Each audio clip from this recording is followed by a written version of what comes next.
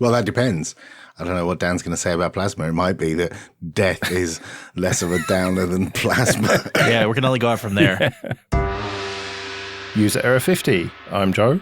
I'm Alan. And I'm Dan. So we're back with just the three of us. And let's start with a hashtag AskError. And remember, you can submit these to us either on Twitter, on Telegram, or at error.show/contact. You can email us from there. So what kind of books do you like? It's a kind of getting to know you, AskError. So, Alan, what kind of books do you like? So I don't read that many books. I have an aspiration to read books, but I never actually read them. And I buy them, and I put them on my Amazon wish list, and people buy them for me. And now they've learned not to buy them for me because I don't read them. And so I feel terrible because people buy me books. And I have a giant bookshelf next to me and another bookshelf downstairs with loads of books on that I've bought and never read. And I've read some of them, but I just get bored like partway through. I can't read the whole thing. So like things that I like are non-fiction, like stories about how, you know, things happened in historical times or something like that, or a recent like history. I was reading a recent book about the evolution of 32-bit microcomputers and the story of the development of them in Silicon Valley and stuff like that. I find that interesting. And the one I read on my honeymoon, which is the one of the last books that I remember really, really enjoying, was called The Code Book by Simon Singh. And that was really good.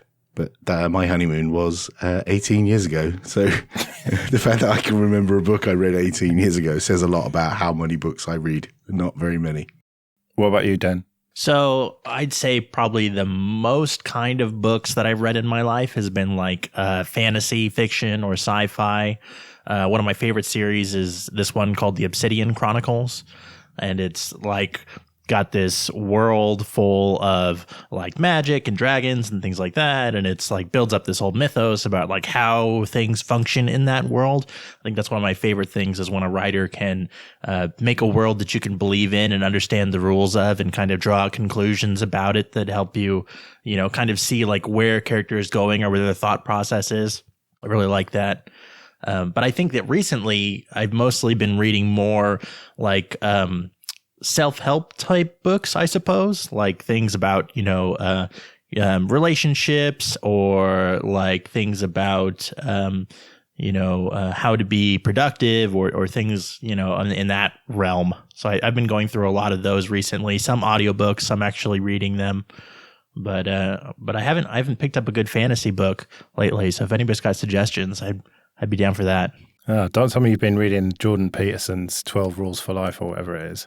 No, nothing like that. I mean, I'm going through all the ones that people say are, you know, must reads, like all the like 5 love languages and stuff like that.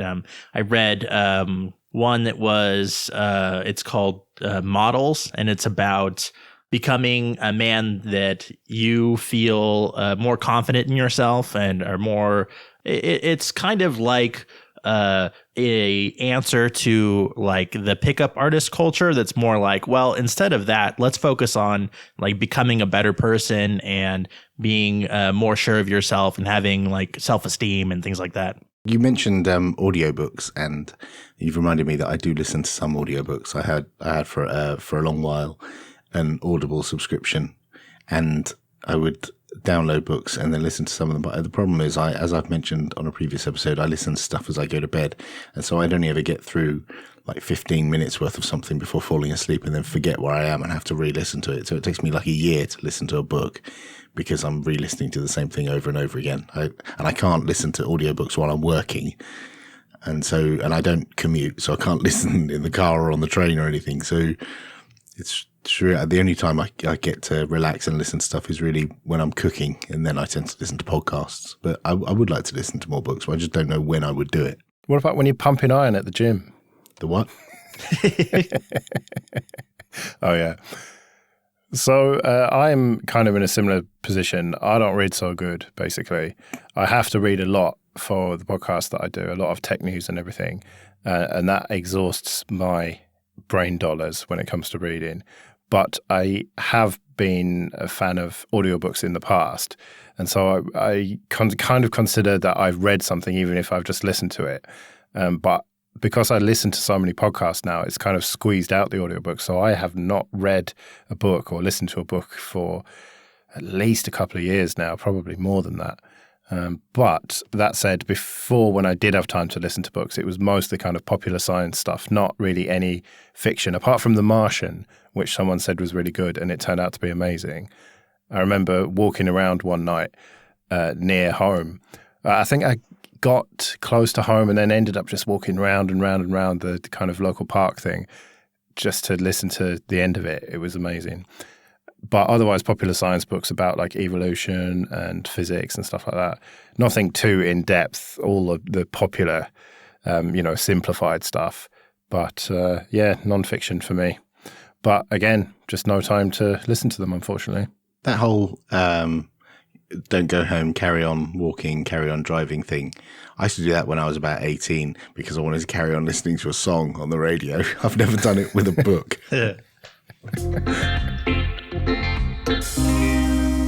Okay, tech will soon make it impossible to get away with anything. So here's the thesis. A combination of CCTV cameras everywhere and the fact that we've all got portable tracking devices on us, be it phones or watches or whatever, means that soon it's going to be impossible or all but impossible to commit even tiny crimes. Like sometimes when I'm driving along at slightly above the speed limit, I think to myself, Google knows that I'm going above the speed limit and they could quite easily tell the powers that be if they wanted to. I don't think they will, but that data is being logged somewhere. And so it makes me ask the question, first of all, do you agree with me that we are getting towards this future where you're not going to be able to get away with any crimes? And is that a good or bad thing? I guess my next question after that is you kind of get to like, what is the purpose of law and should it be always enforced, right? Like, if the purpose of law, is that you have to follow it to the letter always, then yeah, that would be a really dystopian future. But if it's like a framework for enforcing when we know that like harm has been caused, right? Then maybe it's not such a bad thing because like that evidence will only ever be entered in if there's some actual like bad outcome. But we already don't follow all the laws. Like, that's why we have lawyers and judges and juries to decide whether what someone did was right or wrong. And then sometimes the law changes as a result of a decision made in a court. Certainly in the UK, it does anyway. And I can see why you might think that we're living in a dystopian future. But think of the other side where there are people going around doing things which are against the law and they really should be prosecuted for those things, or they should be at least stopped from doing those things. Wouldn't it be a good idea to stop those people? Well, yeah, like the bastards who stabbed my tyres this week and cost me over £100 to replace them. I know for a fact that using technology, I could find them. If I was in charge of Google and Apple and whatever, I know that I could work out when it happened and kind of track everyone who went past my car with, but obviously, I don't have that power. If you happen to live in a popular part of the town where there was a Mardi Gras happening at the time, there's no way of knowing which one of those people did it until you get like DNA evidence. And the cost barrier for replacing 2 tires on your knackered old van isn't worth the investment required. So, the law has to balance whether it's a worthwhile prosecution or not. And that also includes all that time and effort going to get all the records from whoever has that data, whether it's Google or Apple or whoever. Yeah. It's just not worth it I realize it's inconvenienced you somewhat, but it's a minor crime. But for major crimes, like things where people are murdered or there's, massive inconvenience to the country or fraud or something like that, there are lawyers out there who want to get paid for that and they will take on that case. Whereas I don't think you'll find a lawyer that would take on the case of someone sticking a bradawl in 2 of your tires. Yeah. Yeah, it seems like the way that the legal process works kind of already safeguards that data from being abused on a mass scale, right? Right. And I had an experience of this, getting caught by technology for committing a crime fairly recently, actually, when due to an administrative error, I was driving my car without any insurance, and I was not aware of that. And a police car pulled up alongside me and flashed me, and because they have automatic number plate recognition systems in the police car, they knew that I didn't have any insurance and pulled me over. And, you know, I had to go through all that process of, you know, being inconvenienced. But the fact remains, I was doing something wrong. I was driving a vehicle on the road that was uninsured. And so it was a good thing that there was this CCTV based system in their car that caught me. Because what if I'd been in an accident and run someone over and I had no insurance, no cover, you know, and something disastrous had happened? That would have been an awful outcome. But the fact that that car is now off the road and is now insured and everything's sorted, you know, and it's a deterrent. And now I'm telling you about that, you might not do that same thing. So yeah, there is a good side to being tracked in this way. I realize it's not like a company tracking me, but the police force and the police national computer and all that kind of stuff. But it's a similar vein. And what happened then? Did you get points and a fine or anything? Yeah. Points and a fine, and left by the side of the road while they took my car away, which was really irritating because it was 4:00 in the morning and I was driving to the airport to go to Academy in Vienna. So yeah, it was irritating, but you know, you got to balance it with, well, I was in the wrong. You know, it wasn't like I was nudging near the speed limit and I was, you know, it was questionable whether I was doing something wrong. I was wrong. I did something wrong. And, you know, the punishment is points on your license and a fine. And that's, you know, you take it on the chin, don't you? But surely the logical conclusion of all this is, as the technology gets cheaper, that even minor crimes will be worth investigating and will be worth punishing people for. Possibly. Or do you think that that's just never going to happen? It's never going to get cheap enough. I wonder if there would be like vigilante groups who would have access to that data and they would go around and fight your crime for you at a lower fee than, you know, this high price that lawyers charge and that the judicial system that we have currently charges. Maybe people will volunteer to go and find someone. I mean, we already have that on the internet. You know, you look at when there's some crime and there's a dodgy CCTV footage, Reddit goes mental and 4chan go lunatic trying to figure out who these people are. And sometimes they're successful, sometimes they're not, and they find the wrong person and that wrong person gets persecuted and so on. But there are already people out there who are time rich, and are ready to sit there, trawling through, you know, Facebook and social media and all kinds of other public data and use other tricks to get hold of data. So I think it's already happening, actually. I think there are already, you know, crime fighting do-gooders in their basement already doing that. They might not have found the person who stabbed your car, but something else that's popular on Reddit may well. Maybe you should post a photo of your car on Reddit and see if someone will find it out for you. Yeah, time and date and place and everything. Except that would mean letting everyone know where I live, so probably best not to do that. That could backfire, yeah. So, Plasma, is it worth all the recent hype? So, the KDE Plasma desktop seems to be getting very popular, at least in my perception anyway. There's a lot of hype about it. People seem to be very excited. There's a lot of people all over the internet on Reddit and YouTube and on podcasts and everywhere.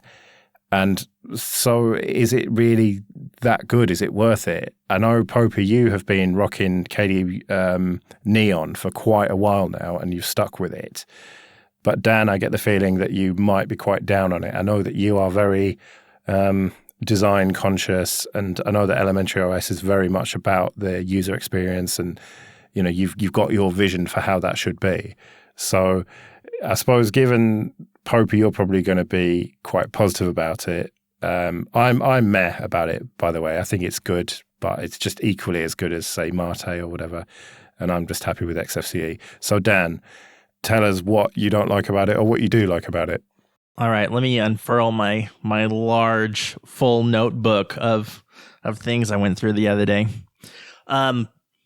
Before anything, I should say that I don't like crapping on other projects. I don't think that's fun. I know that there's people who work really hard on this stuff, and I don't want to disrespect them in any way. And but so I grabbed KDE Neon the other day and booted that up. And the first thing that I hit was a desktop that did not detect my high DPI display automatically. So I went to go dick around in the settings to try to find out how to do that. I finally found a setting for scaling, which is like a slider, which makes it really difficult to actually get to my, doubled display density.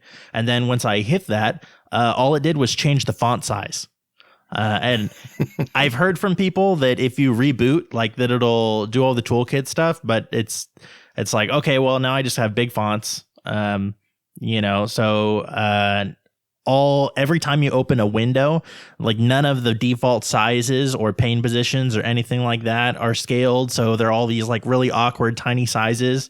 And then I'm going to like drag to readjust the window, and the drag handles on all the windows are only 1 pixel. So I'm like trying to finagle my little touchpad cursor to try to pull on it. And all the windows always open in the top left, never remember any of their positions. So I'm like reaching across all these pixels I have to try to find the window every time. And so I'm trying to dig through settings because like KDE is supposed to be, or Plasma is supposed to be really configurable, right? And I'm like, well, maybe all the defaults just suck. So I'm going through to try to find these settings, and there's so many settings. Like I can configure the number of pixels before a drag operation starts. But the setting to have like natural scrolling on my touchpad doesn't do anything. Like it just doesn't work. You mean wrong, incorrect scrolling? 1-to-1 with how I'm moving my fingers on the screen. Like modern, real, regular scrolling instead of weird, inverted, old scrolling. You mean smartphone scrolling? Whatever. Yeah. Anyway. Yeah. Smartphone scrolling. But yeah, so the setting just didn't do anything. Restarting applications didn't seem to help. And it just seems like especially regarding settings, the defaults are weird. Some apps like don't have a menu bar by default, but some do. Like a lot of them have it configurable, but some don't. So it's like not really consistent, and there's no way to like as a setting, there's no way to like just do that globally that I could see. But there's so many settings that it becomes difficult to actually find settings that I care about. Like I really don't care about being able to configure the number of pixels before a drag operation starts. And, something that we do in elementary is we take a stance on settings that we never hand off design or engineering decisions to users. And settings are about making the product more accessible to more people. So if it's a matter of personal preference or it's a matter of trying to fit into someone's lifestyle better, then that's a valid setting. But if it's like a raw engineering decision, like we're putting shit work on our users if we put that setting in the UI. And it makes it hard to find things that people actually care about. So that's kind of like sums up my Plasma experience. Fairly negative. Now, Popey, I know that you were a big fan of Unity before. Still am. Well, yeah, I suppose, because it isn't dead yet. But you are, I don't know, are you supposed to use GNOME for work because it's Ubuntu? I mean, I know that Canonical will let you use a Mac or whatever if you want, but surely you must be somewhat expected to use stock Ubuntu. No, not really. So when you join Canonical, you're expected to bring your own laptop and support your own laptop. So if you choose to have, I could run Elementary or KDE or Ubuntu. The only exception to that really is the desktop team, because they're working on the product, and it would be a bit mad if everyone on the desktop team ran different desktops and nobody actually ran the desktop we ship. That would be a bit mad. But you're working on Snap, so surely, I know they're supposed to be. And they're universal. They work on all desktops. So why would I want to run just one of them? Right. I see. So you're actually doing your job by testing different desktops. Yeah, it turns out I actually do my job. I have 2 laptops, and one that's basically welded to the desk because it's too heavy for me to move, and the other one that I actually do move, and the one that's bolted to the desk runs stock Ubuntu, 1804 Ubuntu GNOME, and because, that's the experience.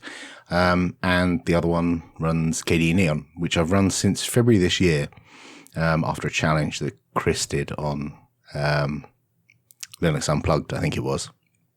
And I can understand where Dan comes from with the settings. They can be overwhelming, and I've found at times it difficult to find the exact setting I want.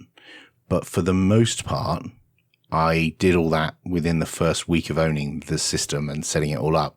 I don't generally fiddle with settings once it's done. I've got it set up and that's it. I leave it. I can't think of the last time I actually had to change a setting for anything now that I've got it set up. And because of this highly configurable nature of KDE, it's quite funny when I go to work and I plug my laptop into the projector, people are like, oh, you have it set up like that. And that, oh, could mean, oh, you have a dark theme, or oh, you have the menu thing in the top left-hand corner, or oh, you have a, old school, application switcher thing, or, your alt tab looks different to mine, or you don't use multiple desktops. And that's the other side of KDE and Plasma, is that highly configurable nature, is that I can have it exactly how I want it. And actually, I don't have it looking anything like Unity. A lot of people think that I would run KDE so that I could make it look like Unity because I miss Unity and, I'm pining for it and all that. But I don't. I'll just use it as it feels right. And I really enjoy it. I really enjoy the updates that I get, because I get loads of updates all the time, direct from the people doing KDE and Plasma, and everything works and it's fast. And what more do you want? What about GTK apps, though? I mean, I know that they will work, but don't they just look horribly out of place? I'm looking at my system and I don't think I have a single GTK app open. I have Telegram, Firefox, IRC Cloud, Slack, and a terminal, Mumble, and Audacity. And I don't think, arguably Slack and IRC Cloud, they're Electron, so they're GTK2 or GTK3, but there's not a lot of GTK about them. So, I probably have a couple of GTK apps, but they don't look out of place, actually. They don't, it's not like, the new style I don't think you're particularly a fan of in GNOME, with the big fat bar at the top and buttons. I don't like that at all. No. Right, I didn't think so. It's actually smaller. It uses less vertical space. It absolutely isn't. If you put it side by side and measure it, it's less space. No, it isn't compared to KDE. Not on XFCE, it's not. Anyway. Well, XFCE is a different story. Right. With a sane style sheet, it's always less. That kind of thing I don't like either. It looks like someone with a big forehead owns my window, and I don't like that. So those probably look out of place if they're like properly GTK apps, but nothing I've got running at the moment looks out of place. It all looks fine. So, but then clearly I'm some kind of person who has no design opinion because I run KDE, so. But Dan, don't you think that if you spent a lot of time with it, you could configure it to be exactly how you wanted and then just leave it? But I would never, ever do that. I think that's where Android was several years ago, right? And people would always say, oh, well, Android's good once you spent a week figuring it out. And it's that's why nobody liked it. And then it had to get good by default. And then people started liking it.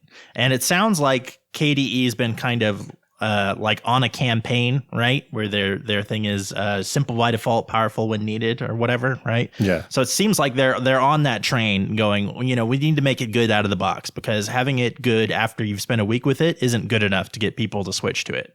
Because that's my experience is I open the box and I don't want to build my own DE kit. I want just a DE that already works.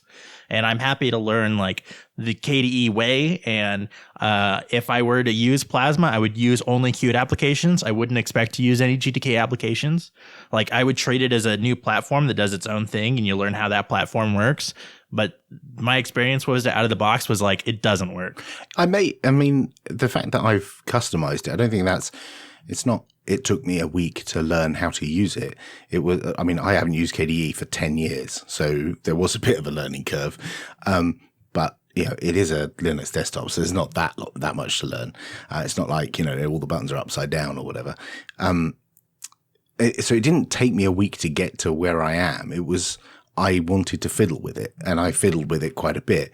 And I didn't want to play with the stock experience. Maybe if I reset all the settings to factory default, I could give it a go and try what it looks like, default. and maybe I'd get on well with that as well. But I don't think it's a bad thing that you can sit and fiddle with it for a week and get it to the way you want. It's not making it work. It's making it work the way you want it to. I suppose maybe, another perspective, though, is that like if you have everything super customized as a development team, you never see what your stock experience is. And that's why it's so bad. Possibly. Well, I said I was meh about it, and I think that's unfair, really. I do think it is nice.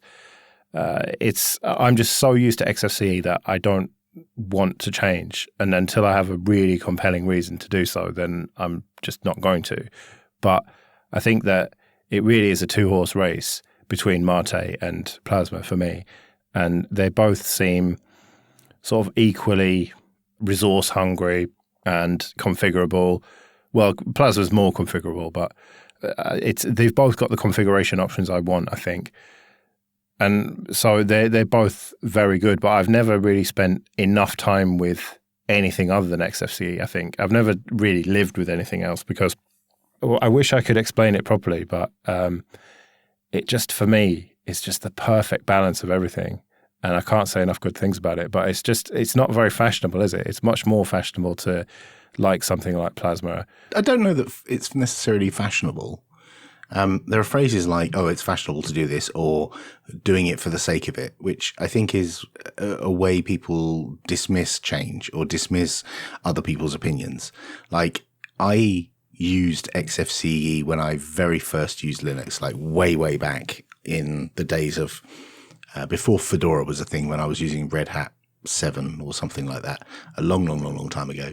And I enjoyed it. It was great.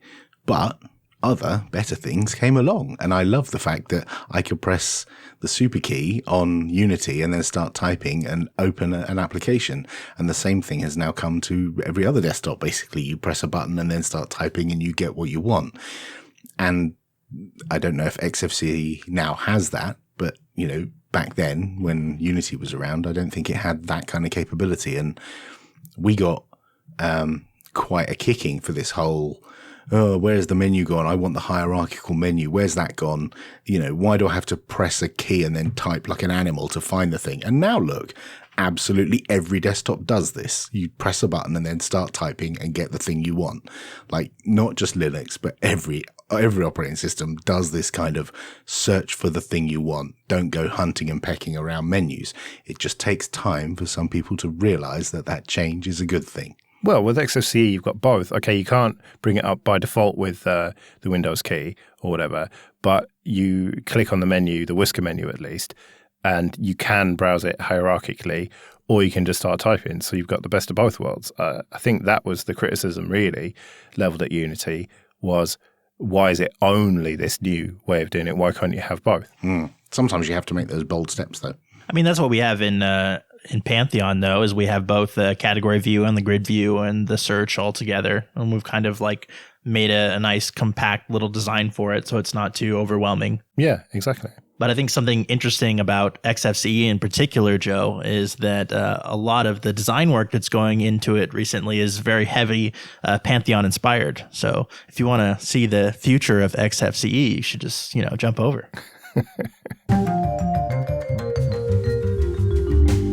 All right, another quick hashtag AskError. What's your waking up routine? So do you have an alarm? Do you snooze it? Do you jump straight out of bed, straight in the shower, or what? So speaking of books, my brother recommended me this Miracle Morning. Have you heard of this? No. Okay, so the Miracle Morning is really interesting, and I did it a few times, but I'm not disciplined enough to keep doing it. But it actually feels really good, and the idea is to get a jump on your day and your productivity right away. So he's recommends things like put your alarm clock far away so that you get immediately out of bed. So don't spend time rolling around in bed. Drink a glass of water first thing when you wake up. Do exercise, do a little bit of reading, spend some time in silent meditation, and then spend some time with affirmations. Are you guys familiar with the concept of affirmations? Not in this context. So the idea is that you spend some time basically hyping yourself up. Like, today I'm gonna be really successful at work. I'm gonna go out and have a really productive day. You just spend some time like getting into a positive mindset about where you want to be today and like who you want to be or what your goals are for the day. That sounds dreadfully American. I was going to say the same thing. But it's like this really very interesting thing, and if you do it for like 2 or 3 days, like, I think it works. Like, you end up having like this incredibly productive day and feeling like super good. And you're like, wow, like this actually really works. But I'm just not disciplined enough to do it. It's just like you have to actually wake up and do all these little steps or whatever. And I would rather roll around in bed, read some Twitter, go make my coffee, lay on the couch for a while, like not do anything productive for like 2 hours. So, Joe, I would ask you what your morning routine is, but you don't ever see the morning, do you? Not very often. I did see the morning today because I had to go and sort out that tyre situation. So I got up at like 10 something. But even then, I still stayed in bed for about half an hour at least. I basically wake up and then stay in bed until I need a piss, is the bottom line. And just read stuff on my phone, just the barrage of emails and other notifications that I have to deal with first thing, and have what I call my morning internets. So I, read a bit of tech news, a bit of politics news, that sort of thing, look at the weather, and just, I don't know, sometimes actually do proper work like plan shows and read loads of RSS feeds and everything like that. And really just don't get out of bed and if I'm really hungry, well, sometimes I wake up because I'm desperate for a piss and then I get straight back in bed for sometimes an hour or two, and then I get really hungry and get up. I just have terrible sleep hygiene is the bottom line. You're supposed to get straight up, but I'm just bad at that. And when I used to have to set my alarm, I would always snooze it at least. Well, my alarms used to be set for 6 and 6:30, and so I would wake up at 6, turn that one off, and then know, right, okay, I've got half an hour to sleep again, and go straight back to sleep, and it would just, like that, immediately be 6:30, and then I'd snooze that probably, well, it depends on where I was working, but sometimes for like half an hour, so 3 snoozes. I'm just terrible at going to bed, and I'm terrible at sleeping generally. So, Popey, you've presumably got a lot of kerfuffle in the mornings of kids getting ready for school and everything. So you presumably can't do that. Yeah, well, kind of. Up until last year, both the kids went to the same school that my wife works at. So I didn't actually have to do any school run at all. And so the kids would basically get themselves up, get ready, and Claire would get ready. And I could actually stay in bed the whole morning until after they've left. But it's preferable often for me to get up and help in the morning, like making breakfast and making sure the kids have got all their stuff. So there is, work to be done to get them out the door in the morning. And sometimes they need geeing up a little bit or helping finding sports socks or whatever it is they're missing from their bag. We try and encourage them to do it the night before, but it doesn't work. But now things have changed and Sam goes to a different school, which is walking distance from the house. It's like a 20-minute walk, but he hasn't started walking. In fact, today was the first time he walked home on his own. Normally, I drop him off and pick him up. I do the school run, which means that I have to get out of bed and get dressed and leave the house in order to get him to school, which is only a 5-minute drive there and back. And that's helped quite a bit because I can't just laze in bed because I have to do a school run. And then when I get back, my morning will consist of the same, like looking at my phone, dishwasher, washing machine, put the kettle on, tidy up the kids' breakfast stuff, and then take a slow mosey up the stairs to my office and then start work. But since I've been doing the school run, I've started work earlier, which is good because otherwise I could just sit in bed and just wait until the first meeting rolls around and then climb out of bed and go and have the meeting. Which is not a good way to operate. So I think it's good. The only problem is that Sam now wants to start walking to school, which means I don't have to go out of the house in the morning either. So I'm going to try and postpone that as long as possible so that I can still drop him off. Or I could just be disciplined, but yeah, that's not going to happen. For waking up, I have a Pebble watch and I use the alarm on that. So it just vibrates on my arm and wakes me up that way. I see now I couldn't sleep with the watch on. so that wouldn't work for me. Why? I don't know. It would just feel wrong. Yeah, I got to take my watch off too. I don't like the restricted feeling. Yeah, and I'd probably like crush it, or I don't know, I'd sleep on it and it just go all strange, or I'd be pressing buttons on it and can't be sleeping with a watch on. Right, bit of a heavy one. I don't understand death. That's probably the heaviest possible one that we could talk about here. What is there to not understand, Joe?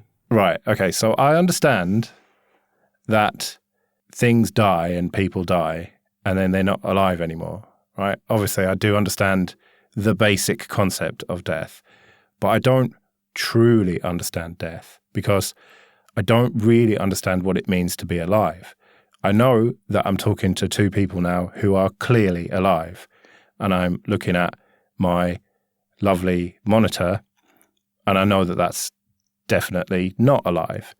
But I don't understand where that line is between something that is inanimate and something that is alive.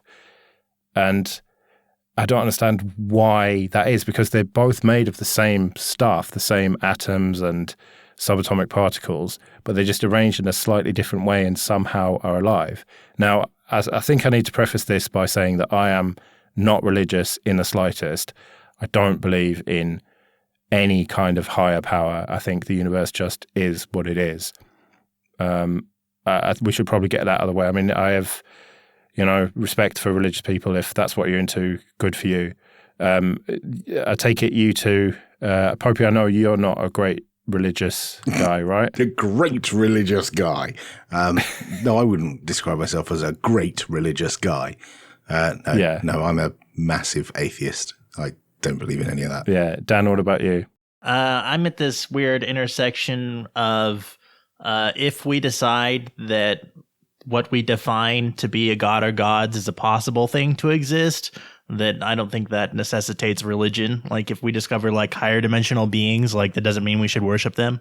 So even if God did exist, I still wouldn't worship it. Right. Okay. So with that out of the way then, what is the difference between a rock and a mouse? They're both roughly the same size. They're both made of atoms and electrons and, subatomic particles, whatever. But clearly there is a big difference. One is alive and one isn't. What is that difference? I think you're asking the wrong people, Joe. I think perhaps you should have started a science podcast. Maybe, yeah. I don't know. I don't understand. I mean, I don't have the vocabulary to understand this, and I barely got GCSE science at school. So I know that there are scientists out there who could describe what it is that makes something living, and I wouldn't want to try and paraphrase what they would say.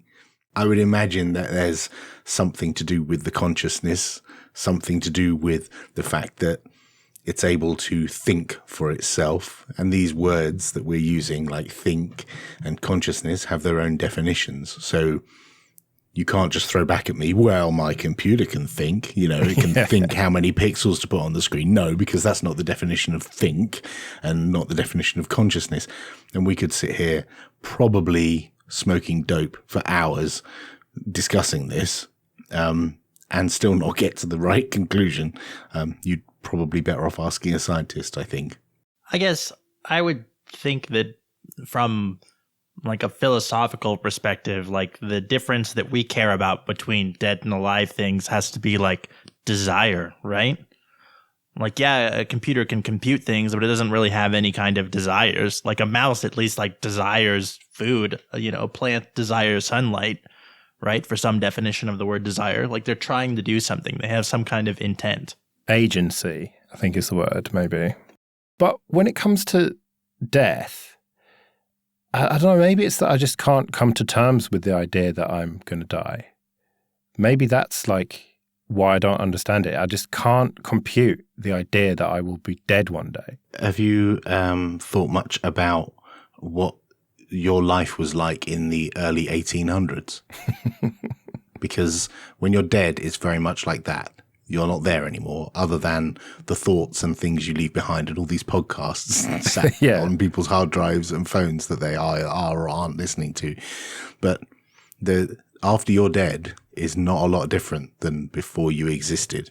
Like, okay, there may be the impact on the world that you made, but for you, from your perspective, it's pretty much the same. It's non-existence, in the same way that myself and my wife have managed to conjure up a couple of children somehow. And before they existed, like 20 years ago, myself and my wife would go on holiday and we didn't even think about Sophie and Sam because they didn't exist. And Sophie and Sam didn't think about Sophie and Sam, and they didn't think about Fortnite and ballet because those things didn't exist, right? It's only once you come into existence that you exist. And when you stop existing, you're gone. I guess that's why the concept of like last wishes always seems weird to me too. Like, you're never going to see those wishes carried out. You'll have no idea if they're carried out or not. Like, oh, when I die, I want whatever to happen to my body. Like, why? You're not there anymore. It's like when people leave, on a much smaller scale, it's like when people leave a company, when they're working for a company and they leave and they get all emotional, like, pretty much the second you walk out the door, everyone's forgotten who the hell you were and what you were doing, and nobody cares about your next job, and nobody really cares, what you're doing. You might have struck up some friendships, but as an entity, that world, that company doesn't care about you any more than it cares about the fire escapes or the car park. It's when you move on, you're gone. I think you've hit upon the real problem that I have with facing death. Is that what I can't bear the most is that life will carry on without me. It's a very self-centered thing to say. No, it's pretty naturally human, isn't it? That self-centeredness. Well, yeah. And I am incredibly self-centered. What can I say? Just that idea that when I die, okay, a small number of people will be sad and whatever for quite a while, and some other people will be a bit sad for a little while. But then the vast majority of people won't give a shit and will just carry on with all their lives and everything. The vast majority of people don't know you exist, Joe. Exactly. Like, there are billions of people on this planet who, for some unfathomable reason, have never found this podcast. And don't know you exist. Have you been in the situation where a close family member has died yet? Yes, but kind of older members, if you know what I mean. Right. So a few years ago, my dad died, and I found out he was dying quite late. For some reason, the family felt it necessary to hold this back from me. And so when I found out, I jumped on a plane and went out to see him because he lived in Spain at the time. And he was in hospital, and I was there for the final days and stayed with his wife and met all the people that were part of his world who were sad that he was unwell. And that really struck me. I've had family members who've passed away or croaked or whatever you want to call it. And it was really different when it was someone super close. The fact that there's a living, breathing person here right now, and then minutes later, gone, not anymore. And that really affected me. I really understood that shortness of life that you have, that short amount of time between birth and death that you have. Like, when you think how long humans have been around and how long just the people around you have been around, that short amount of time that you have on the planet, I think it's prudent to not stress too much about the end, the death part, because when it comes, and there's fuck all you can do about it, especially if you get some terrible disease that's just going to swallow you up from the inside out. There's nothing you can do. So really, my perspective would be live for today and just don't even think about death, because it's just not worth thinking about. There's nothing you can do about it. Tell that to Ray Kurzweil. Who? The fellow who is into the transhumanism stuff, who wants to, upload his consciousness into a computer and all that. Yeah, good luck with that. I don't know. I mean, that kind of stuff's interesting. Given the possibility to live forever, would you do that? Definitely. Without a shadow of a doubt. If all the people you care about could stay around and things like that, like, would there really be any downsides for you having eternal life? Might get a bit bored. Well, there's a character in Hitchhiker's Guide to the Galaxy who lives forever, and he gets so bored that he decides to insult everyone in the known universe individually, one by visiting them and calling them names. And his friends think that's not even the most ridiculous challenge. So he says, all right, I'll do it in alphabetical order. And so he travels time and space in order to call people a jerk or something. I think it would get to that point after a while. You would get so bored. Time would have no value to you. There would be no importance placed on the now and doing something because you just think, well, I've got tomorrow. Like, you already lie in bed and surf the internet and only get out of bed when you need a piss. Like, that's going to get 1,000 times worse if you know you live forever. See, I don't know. I think that, I don't know, at least for a couple thousand years that I don't think I would get bored. There's so many things that I'd be interested in doing. Like, you know, you could spend lifetimes being completely different people in different parts of the world, eventually different parts of the universe, right? Like, what if you spend a bunch of time, like, just working on space travel so that you could go explore more? And, like, right. You know, oh, I want to, you know, it'd be like every day could basically, you know, or not every day, but every few hundred years could be like starting a new world on Minecraft, right? Like, I'll just go dick around on this planet for a while and build a whole new civilization there. And then I can see how that might be valuable, but I think you like, anyone who wants that opts themselves out of it if they don't do those things with the time they currently have. Like, if you're not willing to put that effort in to, like, do interesting things every day with the limited 70 to 100 years that you have, then you shouldn't be allowed to have 1,000 years to do it. Because you're clearly not, invested in this life thing. If you're squandering 70 to 80 years, then no, you shouldn't have 1,000 or 2,000. If you're this kind of person, like these inspirational people you see on TV who've been everywhere and done everything, yeah, I think they should probably have a few more years. And it's sad when they die early, but no, you opt yourself out of it. So you're in favor of reallocating people's life allocations, like that Justin Timberlake movie? The Timberlake one, yeah. Maybe not in such a dystopian world, but yeah, that's a pretty cool concept. I like that. Even with the stupid LEDs in your arm. But if you could live forever, then you might finally be able to read all those books. No, I wouldn't. Because living forever wouldn't... I was in danger of saying something like, you know, when people win the lottery and they say, when I win the lottery, it won't change me. I think if I could live forever, it wouldn't change me. I would still be too lazy and not read books.